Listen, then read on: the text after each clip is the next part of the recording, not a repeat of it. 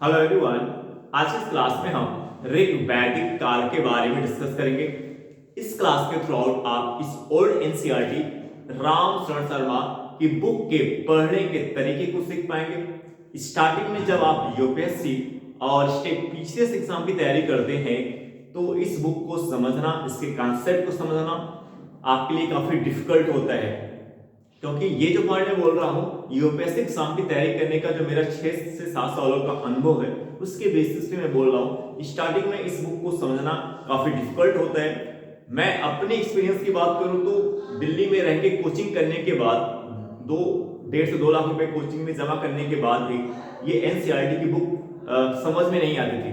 तो ये एनसीईआरटी की बुक पे काफी मेहनत करने के बाद, सेल्फ स्टडी करने के बाद, बार बार previous year question paper solve करने के थ्रू आउट इस एनसीईआरटी की बुक पे पकड़ हो पाई। यानी इस एनसीईआरटी की बुक पे पकड़ कैसे बनी?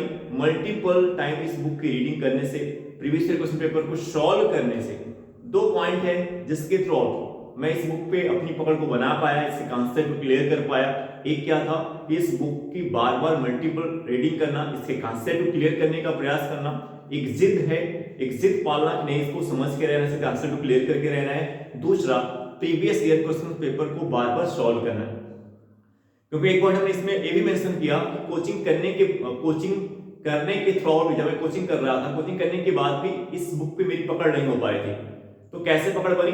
जब हमने 2 काम किया कि बार बार इसके अंदर के कॉन्सेप्ट को क्लियर करने का प्रयास किया, बार बार इस बुक को पढ़ने का प्रयास किया, और बार बार हमने क्या है, प्रीवियस ईयर क्वेश्चन पेपर को सॉल्व करने का प्रयास किया। तो इस क्लास के थ्रू आउट आपके सामने जो समस्या आती है इस एनसीईआरटी की बुक को पढ़ते समय, वो आपकी दूर होगी। यूपीएससी और स्टेट पीसीएस एग्जाम में एनसीईआरटी के कॉन्सेप्ट और एनसीईआरटी के फैक्ट से जो क्वेश्चंस पूछे जाते हैं, क्वेश्चन पूछने का जो मल्टीपल एंगल होता है, अप्रोच होता है, आप उससे भी सीख पाएंगे। इस एनसीईआरटी के भीतर किस चैप्टर पे, किस टॉपिक्स पे, किस चैप्टर पे आपको ज्यादा फोकस करना है, यानी आप अपने टाइम को स्मार्ट तरीके से कैसे यूटिलाइज करें, ये अप्रोच भी आपको सीखने को मिलेगा। यदि आपको शॉर्ट नोट्स बनाना नहीं आता तो आप धीरे धीरे शॉर्ट नोट्स बनाना भी सीख जाएंगे, क्योंकि जब तक आपको शॉर्ट नोट्स बनाना नहीं आएगा तब तक आप यूपीएससी और स्टेट पीसीएस एग्जाम के क्लियर करने की कल्पना भी नहीं कर सकते। क्योंकि शॉर्ट नोट्स ये एक ऐसा पॉइंट होगा जब आप फोकस होकर रिवीजन कर पाएंगे, कम टाइम में मल्टीपल टाइम रिवीजन कर पाएंगे। तो इसलिए शॉर्ट नोट्स बनाना एक आर्ट होता है, एक कला होता है, और उस आर्ट को आपको सीखना पड़ेगा, उससे आपको सीखना पड़ेगा। क्योंकि जब तक आपके अंदर वो शॉर्ट नोट्स बनाने की आर्ट या कला आपके अंदर नहीं आएगी तब तक ये एग्जाम आपके लिए डिफिकल्ट हो जाएगा काफी। तो ये इस पॉइंट को भी आपको इसके थ्रू सीखने को मिलेगा यदि आप रेगुलर क्लास को देखते हैं, गंभीरता से आप क्लास को लेते हैं, रेगुलर आप देखते हैं और वीडियो को अंत तक देखने का प्रयास करते हैं। आज का जो फोकस पॉइंट है वो ऋग वैदिक काल के थ्रू आज हम ये सीखेंगे कि ऋग्वेद में हमें किन किन नदियों का उल्लेख मिलता है। तो यूपीएससी और स्टेट पीसीएस एग्जाम में क्वेश्चन बनने का एक इंपॉर्टेंट एंगल है कि ऋग्वेद में हमें किन किन नदियों का उल्लेख मिलता है। तो ऋग्वेद में सिंधु नदी का उल्लेख मिलता है, ऋग्वेद में हमें सिंधु नदी का उल्लेख मिलता है और ये आर्यों की सबसे प्रमुख नदी थी। ऋग्वेद में हमें सिंधु नदी का उल्लेख मिलता है जो आर्यों की सबसे प्रमुख नदी थी। अब एक एंगल क्वेश्चन बनने का हो गया कि आपसे क्वेश्चन पूछ सकता है कि ऋग्वेद में कौन सी नदी आर्यों की सबसे प्रमुख नदी थी? ऋग्वेद में कौन सी नदी आर्यों की महत्वपूर्ण नदी थी? वो नदी कौन सी होगी? सिंधु नदी। ठीक है। दूसरी जो नदी है वो है सरस्वती। ऋग्वेद में जो दूसरी नदी का उल्लेख हमें मिलता है उसका नाम है सरस्वती। सरस्वती को हम किस नाम से जानते हैं? नदी तमा या सर्वश्रेष्ठ नदी भी कहते हैं। सरस्वती नदी को हम नदी तमा या सर्वश्रेष्ठ नदी भी कहते हैं। अब आप देख रहे हैं ये भी एक एंगल क्वेश्चन बनने का हो गया कि किस नदी को नदी तमा या सर्वश्रेष्ठ कहा गया है। ऋग्वेद में एक क्वेश्चन बनने का एंगल क्या है कि ऋग्वेद में किस नदी को नदी तमा या सर्वश्रेष्ठ नदी कहा गया है? तो आंसर क्या होगा? सरस्वती नदी को ऋग्वेद में नदी तमा या सर्वश्रेष्ठ नदी कहा गया है। इस सरस्वती नदी को लेकर के दो इंपॉर्टेंट पॉइंट और हैं। एक पहला पॉइंट है हरियाणा और राजस्थान में घग्गर हकरा के रूप में पहचानी जाती है। ये आपकी जो सरस्वती नदी है, ये जो आपकी सरस्वती नदी है, या हरियाणा और राजस्थान में घग्गर हकरा के रूप में पहचानी जाती है। ये आपकी जो सरस्वती नदी है, या हरियाणा और राजस्थान में घग्गर हकरा के रूप में पहचानी जाती है। अब एक एंगल क्वेश्चन बनने का ये भी हो गया, सरस्वती नदी को लेकर के एक एंगल क्वेश्चन बनने का ये हो गया कि किस नदी को, निम्नलिखित में से किस नदी को हरियाणा और राजस्थान में घग्गर हकरा के रूप में पहचानी जाती है। तो आंसर क्या होगा? सरस्वती। अब आप देख रहे हैं कि इसे सरस्वती नदी को लेकर के क्वेश्चन बनने के मल्टीपल एंगल हो गए। एक एंगल हो गया कि इस नदी का उल्लेख ऋग्वेद में मिलता है, दूसरा एंगल हो गया कि इसका अदर नेम क्या है, थर्ड एंगल हो गया कि इसकी पहचान किसके रूप में की जाती है। इस सरस्वती नदी को लेकर के एक इंपॉर्टेंट फैक्ट और है, पॉइंट भी। ऋग्वेद के वर्णन से पता चलता है, ऋग्वेद के वर्णन से पता चलता है कि दक्षिण अफगानिस्तान में अवेस्ता नदी हरफाती है या वर्तमान हेलमंद नदी है। ऋग्वेद के वर्णन से पता चलता है, ऋग्वेद के वर्णन से पता चलता है, ऋग्वेद के वर्णन से पता चलता है कि ये जो सरस्वती नदी है, ऋग्वेद के वर्णन से पता चलता है कि ये जो सरस्वती नदी है दक्षिण अफगानिस्तान में अवेस्ता नदी हरफाती है, अवेस्ता नदी हरफाती है या वर्तमान हेलमंद नदी है। इसका मतलब ये हुआ कि सरस्वती नदी को अफगानिस्तान में किस नदी से जोड़ के देखा जाता है? अवेस्ता नदी, जिसको हरफाती के नाम से जानते हैं, और वर्तमान में क्या है? हेलमंद नदी। इसका मतलब ये हुआ कि हम सीधे सीधे आपसे बात करें तो जो ये हेलमंद नदी है, हेलमंद नदी, ये जो अवेस्ता नदी या जो हरफाती शब्द आ रहा है, ये तीनों किससे संबंधित है? सरस्वती नदी से संबंधित है। इस सब ये तीनों कीवर्ड कहां पे यूटिलाइज किए जाते हैं? दक्षिण अफगानिस्तान में। अब एक क्वेश्चन बनेगा, एंगल हो गया कि अवेस्ता, हरफाती, हेलमंद किस नदी से संबंधित है। क्वेश्चन क्या यूपीएससी एग्जाम में क्वेश्चन बनने का एंगल क्या हो गया कि अवेस्ता, हरफाती, हेलमंद निम्नलिखित में से किस नदी से संबंधित है? तो ये क्या है? सरस्वती नदी से संबंधित है। अब आप देख रहे होंगे, इससे क्लियर हो जा रहा है कि सरस्वती पे क्वेश्चन बनने का एक इंपॉर्टेंट एंगल है, क्योंकि इस ओल्ड एनसीईआरटी रामशरण शर्मा के भीतर ऋग्वेद में जो एक नदी सरस्वती का उल्लेख है, उससे संबंधित आपको मल्टीपल कॉन्सेप्ट, मल्टीपल फैक्ट आपको सीखने को मिल रहे हैं। यानी बार बार सरस्वती नदी के बारे में जिक्र किया जा रहा है, तो इसलिए सरस्वती क्वेश्चन बनने का एक इंपॉर्टेंट एंगल हो गया। जब आप किसी एनसीईआरटी की बुक को पढ़ रहे हैं, उसके भीतर जो चैप्टर, जो टॉपिक्स पढ़ रहे हैं, तो कैसे आपको पता चलेगा कि ये क्वेश्चन बनने का एक इंपॉर्टेंट एंगल है। तो आप देखें, अगर किसी भी पॉइंट पे बार बार, किसी पॉइंट का बार बार उल्लेख किया जा रहा है, किसी पॉइंट पे बार बार बात की जा रही है, तो इससे क्लियर हो जाएगा कि ये क्वेश्चन बनने का एक इंपॉर्टेंट एंगल है। यही पढ़ने की स्मार्ट अप्रोच होता है। कैसे हमें पता चले कि एनसीईआरटी की बुक के भीतर किस पॉइंट से ज्यादा क्वेश्चन बन सकता है, किस पे क्वेश्चन बनने की पॉसिबिलिटी ज्यादा है। तो आप देखिए, जिस पॉइंट के बारे में बार बार वहां पे जिक्र किया जा रहा है, बार बार उस पॉइंट पे बात की जा रही है, जिस पॉइंट पे बार बार बात की जा रही है, वो समझ लेना कि वो पॉइंट क्वेश्चन बनने का एक इंपॉर्टेंट एंगल है। जैसे यहाँ पे आपने सरस्वती नदी से संबंधित आपने देखा कि यहाँ पे मल्टीपल कॉन्सेप्ट और मल्टीपल फैक्ट आपको सरस्वती नदी के बारे में सीखने को मिल रहा है। तो ये क्वेश्चन बनने का एक इंपॉर्टेंट एंगल है। इसके बाद ऋग्वेद में जो तीसरी नदी का उल्लेख है वो है कुभा नदी। कुभा नदी जो अफगानिस्तान में स्थित है ऋग्वेद में, और जो तीसरी नदी का उल्लेख है वो कौन है? कुभा नदी है। कुभा नदी कहां पे है? अफगानिस्तान में स्थित है। ऋग्वेद में जो तीसरी नदी का उल्लेख है वो कौन सी? कुभा नदी है, जो कहां पे? अफगानिस्तान में स्थित है। अब हम ऑल ओवर देखें तो एक क्वेश्चन बनने का एंगल ये हो गया कि जैसे दे दिया कि निम्नलिखित में से कौन कौन सी नदियां हैं जिनका उल्लेख हमें ऋग्वेद में मिलता है। तो चार ऑप्शन बनाया। एक ऑप्शन में तीन नदी डाला, तीन नदी में सिंधु नदी डाल दिया, सरस्वती डाल दिया, कुभा नदी डाल दिया, और दूसरे ऑप्शन में किन्हीं और दो नदियों की बात कर दी, तीसरे ऑप्शन में किसी और तीन नदियों की बात कर दी, फोर्थ ऑप्शन में किसी और तीन नदियों की बात कर दी। तो जो सही आंसर होगा हमारा क्या होगा? ऋग्वेद में जो आप जिन नदियों का उल्लेख आप देख रहे हैं उसमें क्या है? सिंधु नदी है, सरस्वती है, कुभा नदी है। और सरस्वती से संबंधित कुछ कीवर्ड्स हैं जैसे घग्गर हकरा, हरफाती, अवेस्तन, हेलमंद। ये भी आंसर के रूप में मेंशन कर सकते हैं क्योंकि ये भी इन ऋग्वेद की नदियों से संबंधित है। तो ये क्वेश्चन बनने का एक इंपॉर्टेंट एंगल हो गया। अब हम बात करेंगे ऋग्वेद में आर्यों का उल्लेख 36 बार आता है। ऋग्वेद में आर्यों का उल्लेख कितनी बार किया गया है? 36 टाइम किया गया है। और भारत में आर्यों के बारे में जानकारी किससे प्राप्त होती है? ऋग्वेद से प्राप्त होती है। हम भारत में आर्यों के बारे में किसके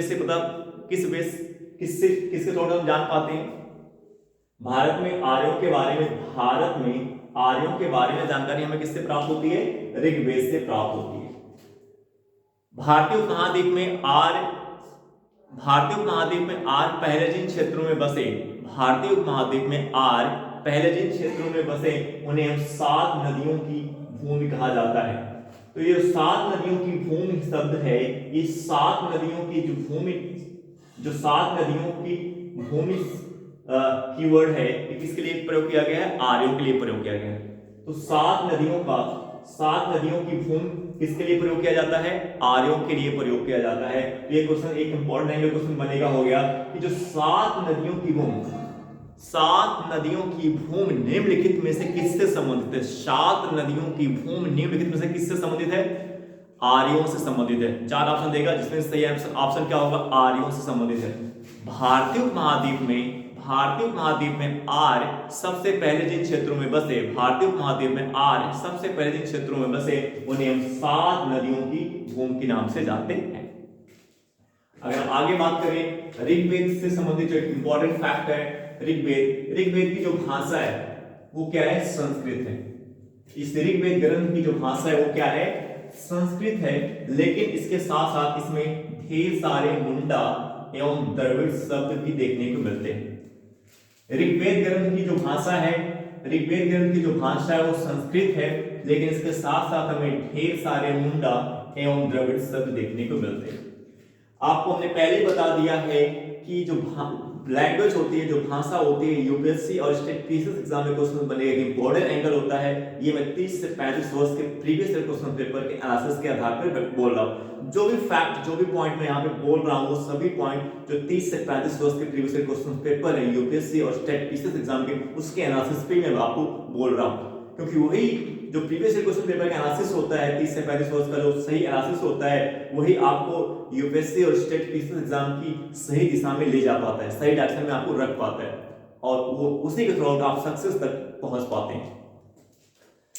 तो ऋग्वेद ग्रंथ की जो भाषा है वो क्या है? संस्कृत है। लेकिन इसके साथ साथ इसमें ढेर सारे मुंडा एवं द्रविड़ शब्द भी देखने को मिलते हैं।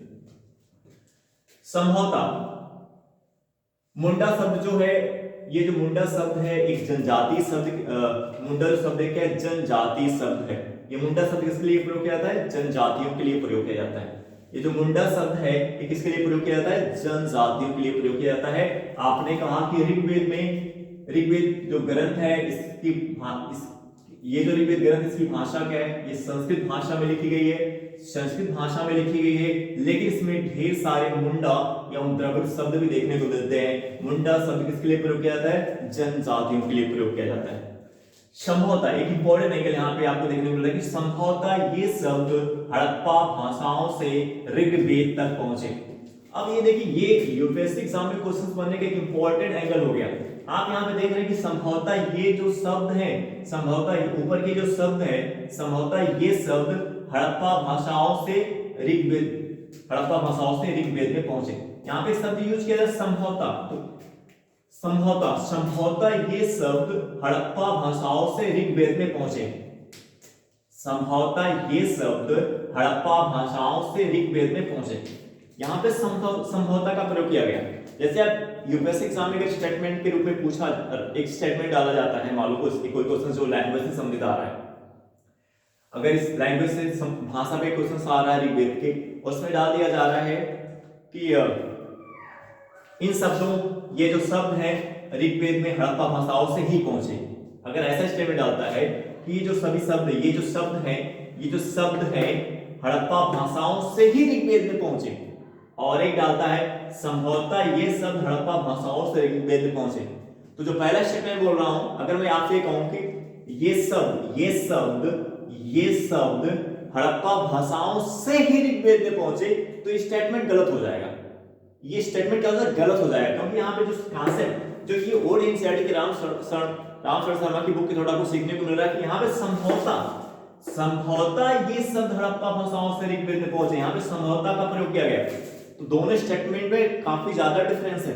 तो इसीलिए आप देखते होंगे जब आप टेस्ट देते होंगे, आप आपने प्रीलिम्स एग्जाम दिया होगा, तो बहुत ऐसे क्वेश्चंस होते हैं जो आप पढ़े होते हैं वो भी गलत हो जाते हैं। यही रीजन होता है कि हम बहुत बारीकी से उसको समझ नहीं पाते हैं, बहुत बारीकी से चेंज होता है जिसको हम समझ नहीं पाते, क्वेश्चंस को गलत कर जाते हैं। तो जो आप एनसीईआरटी में पढ़ रहे हैं उसको बहुत ही क्लियरिटी से आपको पढ़ना है, क्योंकि यही जो यहाँ से आप सीख करके जा रहे हो कि संभवतः ये शब्द हड़प्पा भाषाओं से ऋग्वेद में पहुंचे, लेकिन यूपीएससी के स्टेटमेंट में डाल दिया, यूपीएससी एग्जाम के स्टेटमेंट में डाल दिया कि ये शब्द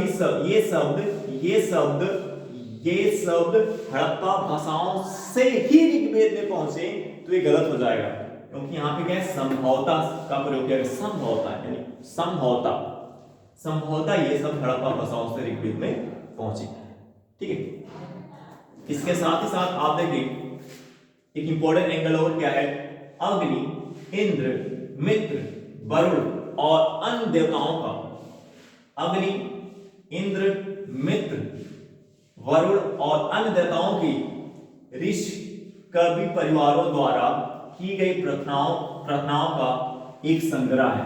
ये जो ऋग्वेद है, ये जो आपका ऋग्वेद है, ये जो ऋग्वेद है, इस ऋग्वेद में हमें अग्नि, इंद्र, मित्र, वरुण और अन्य देवताओं की ऋषि कवि परिवारों द्वारा की गई प्रार्थनाओं का एक संग्रह है। ये जो ऋग्वेद है, अग्नि, इंद्र, मित्र, वरुण और अन्य देवताओं की ऋषि कवि परिवारों द्वारा की गई प्रार्थनाओं का एक संग्रह है। तो ऋग्वेद क्या है, ऋग्वेद अग्नि, इंद्र, मित्र, वरुण और अन्य देवताओं की ऋषि कवि परिवारों द्वारा की गई प्रार्थनाओं का एक क्या है, संग्रह है। तो एक इंपॉर्टेंट एंगल ये है क्वेश्चन बनने का। अब यहाँ पे जो अग्नि, इंद्र, मित्र और वरुण है, ये ऋग्वैदिक काल के प्रमुख देवता हैं। इनके बारे में अभी आप आगे पढ़ेंगे। ये जो अग्नि है, इंद्र है, मित्र, वरुण है, ये ऋग्वैदिक काल के प्रमुख देवता हैं। इनके बारे में हम आगे जानकारी प्राप्त करेंगे। तो इनके बारे में आपको एक इंपॉर्टेंट फैक्ट यहाँ पे सीखने को मिल रहा है, जो ऋग्वेद से संबंधित। ऋग्वेद को लेकर के एक इंपॉर्टेंट एंगल और क्या है क्वेश्चन बनने का, ऋग्वेद में कितने मंडल है, 10 मंडल या 10 खंड। ऋग्वेद में हमें 10 मंडल या 10 खंड देखने को मिलते हैं। ऋग्वेद में 10 मंडल या खंड देखने को मिलते हैं। ऋग्वेद में 10 मंडल या 10 खंड देखने को मिलते हैं, जिसमें से 2 से 7 मंडल पहले लिखे गए, जिनमें से 2 से 7 मंडल सबसे पहले लिखे गए, और 1 और जो 10 ये क्या है, नवीनतम। अब ये भी देखिए क्वेश्चंस बनने का एक इंपॉर्टेंट एंगल हो गया।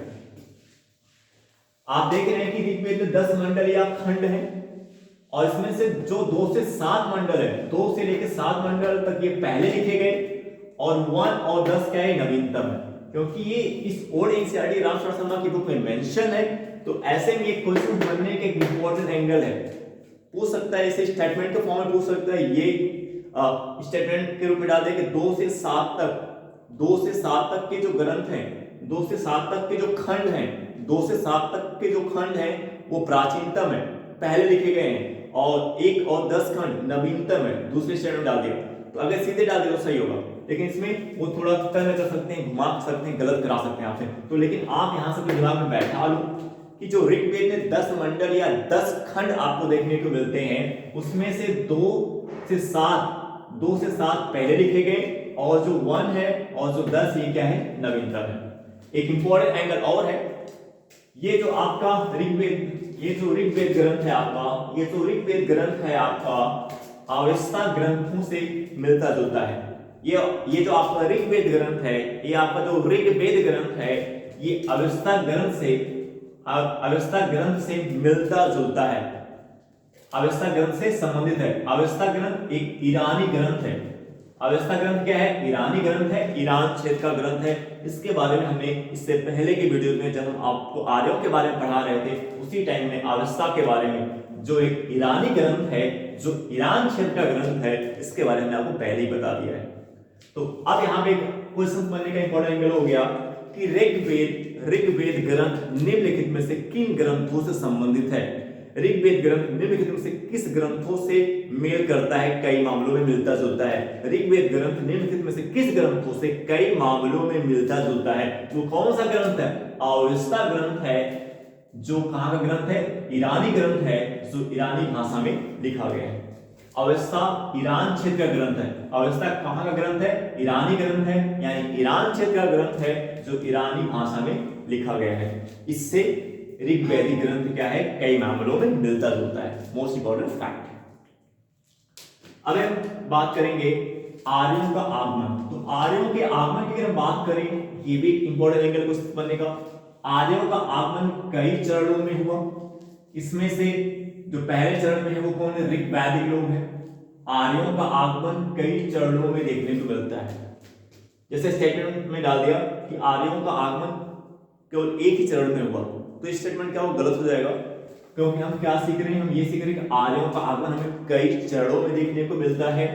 इसमें से पहले चरण को ऋग्वैदिक लोगों को, ये जो ऋग्वैदिक लोग हैं ये पहले चरण में आते हैं।